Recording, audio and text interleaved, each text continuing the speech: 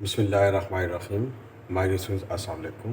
उम्मीद है कि आप तमाम लोग खैरियत से होंगे और प्रैक्टिस कर रहे होंगे। डियर स्टूडेंट्स, आज हम एक्सरसाइज 5.1 का सेकंड लेक्चर आपके साथ शेयर कर रहे हैं। क्वेश्चन नंबर 1 और 2 हमने पिछली वीडियो में आपके साथ बहुत डिटेल में शेयर किया था। डियर स्टूडेंट्स, यहाँ पर देखें, क्वेश्चन को पहले अंडरस्टैंड करेंगे कि बात क्या हो रही है। आप देखें कि यहाँ u और v दो वेक्टर्स गिवन हैं और एक h ऑफ t तीसरा स्केलर आपको दिया हुआ है। ठीक है, u और v दो वेक्टर्स हैं और h जो है ये क्या है, स्केलर दिया हुआ है। कह रहा है कि इसकी लिमिट फाइंड करें, इसकी लिमिट फाइंड करें। तो इसका क्या मतलब हुआ कि ये u ऑफ t को v ऑफ t में पहले ऐड कर लें और फिर उसकी लिमिट को अप्लाई करके फाइंड कर लेंगे, डायरेक्ट फाइंड कर लेंगे। फिर यहाँ पर ये डॉट प्रोडक्ट है, इसका आपने प्रोडक्ट निकालना है। प्रोडक्ट निकाल के फिर आपने इसकी लिमिट फाइंड करनी है। तो आइए पहले हम इन दो वेक्टर्स का सम कैलकुलेट कर लेते हैं और फिर उसके बाद हम इनकी लिमिट को अप्लाई कर लेंगे। तो ये दिया हुआ है टी स्क्वायर माइनस 2 जे प्लस 2t आई माइनस 5 के। तो सेम कंपोनेंट के साथ प्लस माइनस होता है, पता होना चाहिए आपको।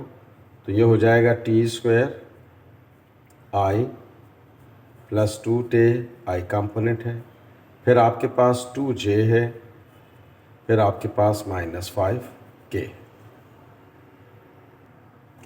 ओके स्टूडेंट्स, तो ये हमारे पास आप देख रहे हैं कि आई कंपोनेंट को मैंने आई कंपोनेंट के करीब करके आई कंपोनेंट कॉमन ले लिया। तो अब आप देख रहे हैं कि सिचुएशन हमारे पास बन गई आई जे के कंपोनेंट की फॉर्म में। ये हमारे पास इसका वेक्टर आ गया। अब हमने पिछले लेक्चर में बताया था कि इसको अलग अलग आपने जो है लिमिट को अप्लाई करके उसकी लिमिट को फाइंड करना है। तो अब जाहिर है कि जब हम यहाँ लिमिट अप्लाई करेंगे तो अब लिमिट टेंड्स टू 0 दे रखी है आपको, तो हम थ्रू आउट लिमिट का अप्लाई कर देंगे। तो ये हो गया limit t tends to 0 u of t plus v of t, और यहाँ पर भी हमने लिमिट लगा दी t टेंड्स टू 0, पूरे फंक्शन के ऊपर लगाएंगे। जहाँ जहाँ t आ गया वहाँ वहाँ हमने 0 पुट कर देना है, माइनस 2j माइनस 5k। तो अब आप देख रहे हैं स्टूडेंट्स कि t टेंड्स टू 0 का मतलब क्या है कि जहाँ जहाँ आपने t को पुट का t मौजूद है वहाँ 0 पुट करेंगे। तो आप देख रहे हैं यहाँ 0 है तो ये पूरा फैक्टर 0 बन जाएगा। यहाँ t मौजूद नहीं है तो ये आपके पास आ गया 2j माइनस 5k। तो यहाँ पे चूंकि t फैक्टर था, पूरा का पूरा t है तो पूरा फैक्टर 0 हो रहा है। यहाँ t नहीं है तो ये एज इट इज रहेगा। तो ये हमारे पास इसका पहले पार्ट का आंसर आ गया।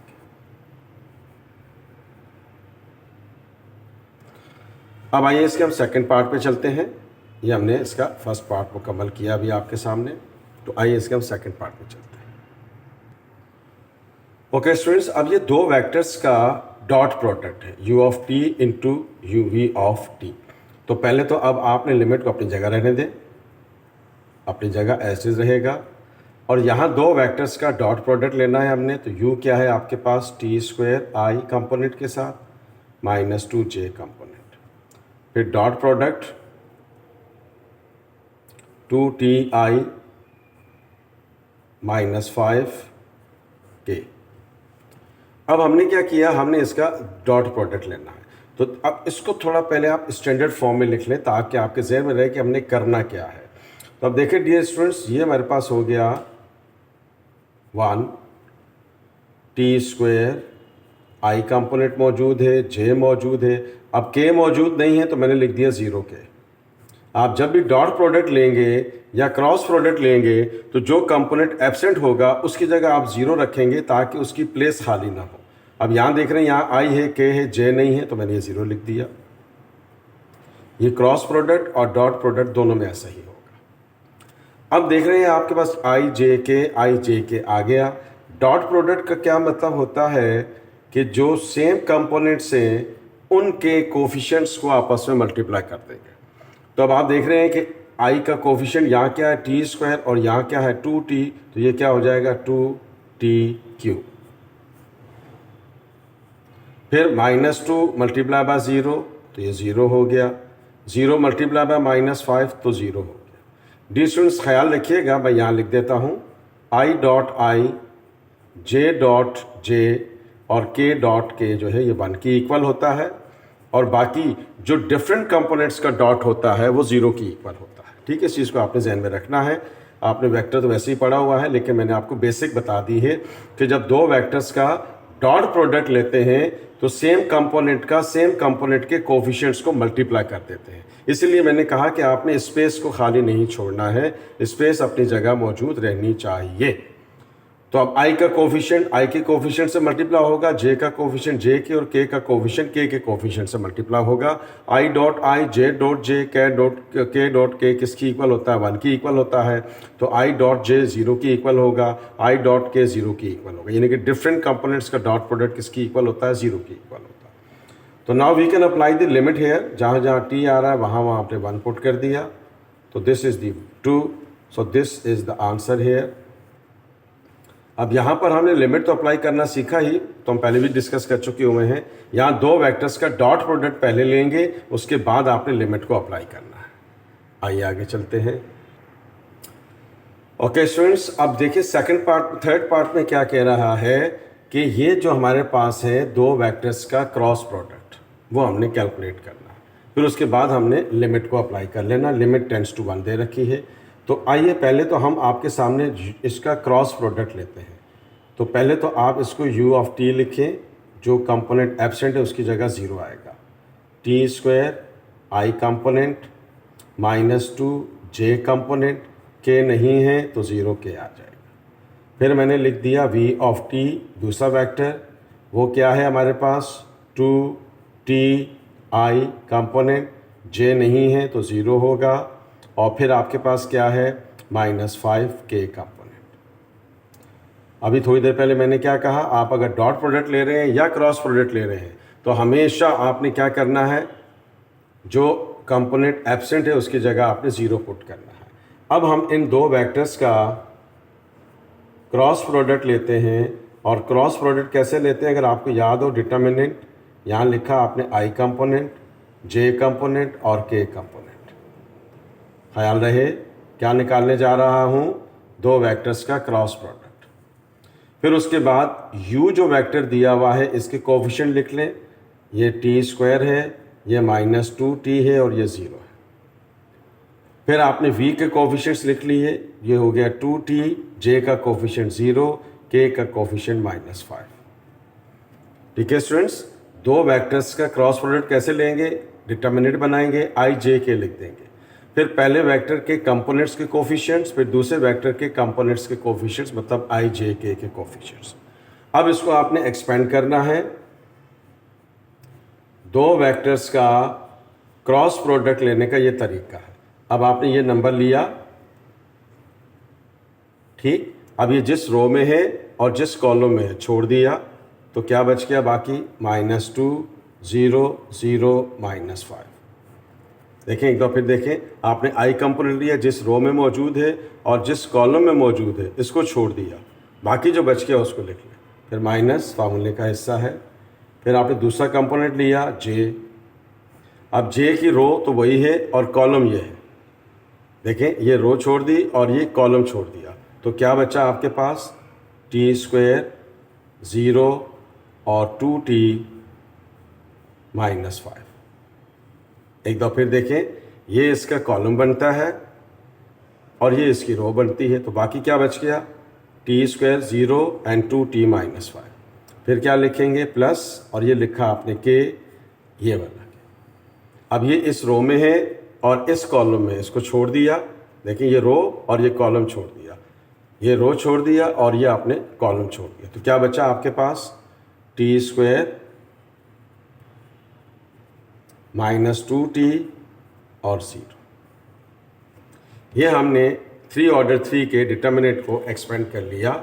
आपके पास ऑलरेडी फर्स्ट ईयर से we have a rich background to expand the determinant of order 3/3, और मैंने भी डिटेल में आपको बात बताई है। तो अब आइए इसको मल्टीप्लाई करेंगे, तो -2 मल्टीप्लाई बाय -2 +10 -0 0 0। अब आप देख रहे हैं कि मैं इसको मल्टीप्लाई करूँगा तो -5t, टी स्क्वायर से मल्टीप्लाई होगा तो -5t² हो जाएगा, और ये इससे मल्टीप्लाई होगा तो इट बिकम्स 0। फिर आप देख रहे हैं कि t² मल्टीप्लाई बाय 0, फिर माइनस, फिर -2 t से मल्टीप्लाई होगा तो -2t आएगा। तो अब आप देख रहे हैं स्टूडेंट्स, ये हो गया मेरे पास 10i।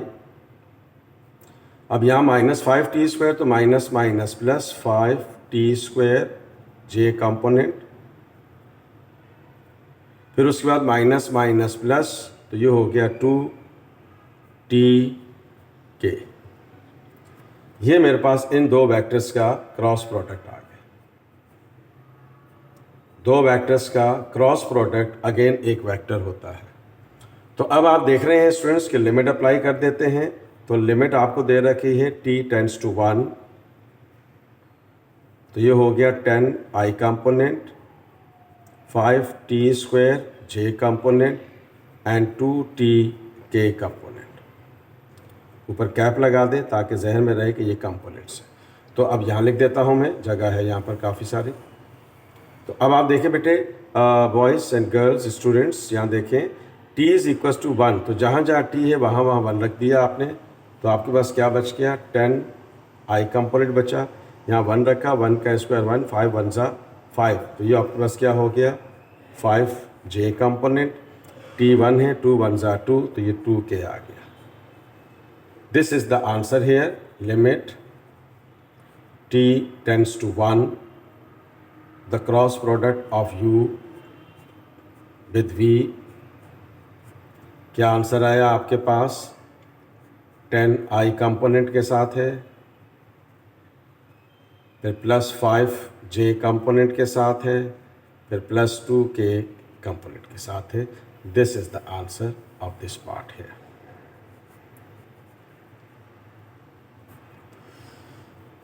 Okay students, now come to the last part है। ये ख्याल रखिएगा, ये हमने थर्ड पार्ट सॉल्व किया है यहाँ तक। अभी फोर्थ पार्ट चलते हैं आगे।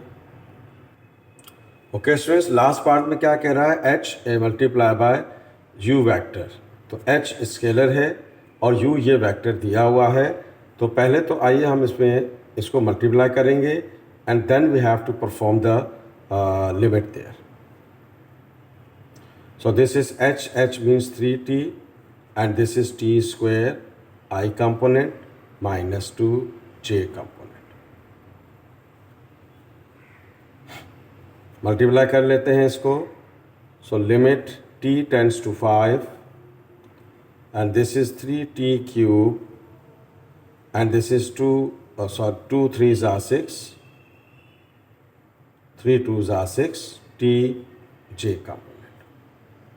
तो अब आप देख रहे हैं कि हमारे पास जो है इसका रिज़ल्ट आ गया। तो 5 लिमिट अप्लाई कर देते हैं। तो जहाँ जहाँ t है वहाँ वहाँ आपने क्या पुट कर दिया, 5 पुट कर दिया। तो ये मेरे पास आ गया जी 5, ऊपर क्यूब है, i कंपोनेंट अपनी जगह रहेगा, 6 t की जगह आपने 5 लिख दिया, j कंपोनेंट। तो अब आप देख रहे हैं स्टूडेंट्स कि ये हो गया हमारे पास 6 5 ज़ा 30 j कंपोनेंट। 5 cube means 125। तो 125 जो है आपका मल्टीप्लाई होगा 3 से, तो ये आ गया 375। यहाँ लिख देते हैं जी 375।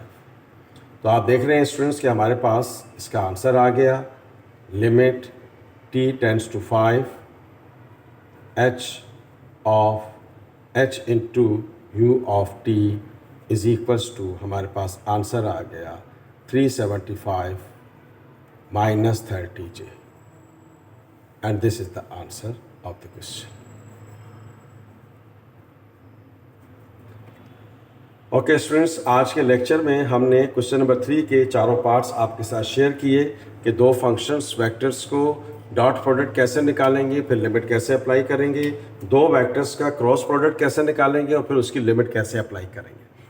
डियर स्टूडेंट्स, प्रैक्टिस कीजिए बहुत ज़्यादा, पिछले चैप्टर्स की भी और इस चैप्टर की भी साथ साथ लेके चलते रहिएगा। If you like this video please share it and subscribe my channel.